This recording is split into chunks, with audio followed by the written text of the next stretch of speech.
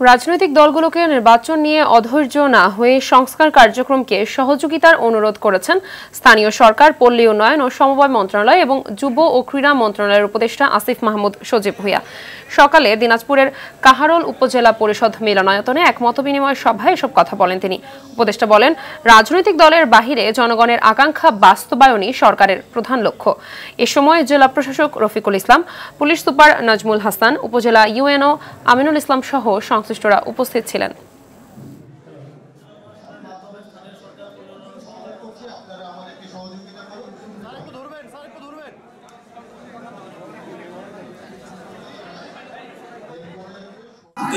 সালের শেষ থেকে 2026 সালের মাঝামাঝি সময়ের মধ্যে নির্বাচন অনুষ্ঠান করা হবে। তবে এটা সময়টা নির্ভর করছে পুরোপুরি আমাদের যে সংস্কার কার্যক্রম তার উপর।